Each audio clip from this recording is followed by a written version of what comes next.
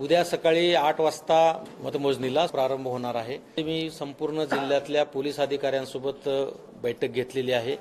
Video कॉन्फरन्सिंगद्वारे ग्रामीण भागातले सर्व पोलीस अधिकारी आणि शहरातले पोलीस अधिकारी होते। पोलीस आयुक्त, पोलीस अधीक्षक यांच्याशी चर्चा झालेली आहे। विजयी उमेदवारांच्या मिरवणुकीच्या संदर्भामध्ये जसा रिझल्ट जाहीर होतो, निकाल घोषित होतो, तसं वातावरण थोडं टेन्स असतं।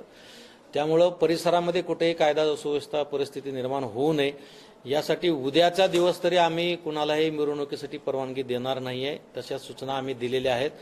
युवन हर्षोल्लासाच्या नादामध्ये काही ठिकाणी बरेच कार्यकर्ते जमतात आणि ते एकत्र जमलेल्या कार्यकर्त्याचे मिरवणुकीमध्ये रूपांतर होतं आणि मग बऱ्याच ठिकाणी त्याच्यामुळे गालबोट लागतं। त्यामुळे आम्ही सक्त सूचना दिलेल्या आहेत की अशा पद्धतीचं सुद्धा कार्यकर्ते एकत्र येऊन जल्लोष करून त्याचं मिरवणुकीमध्ये रूपांतर होणार नाही या दृष्टिकोनातून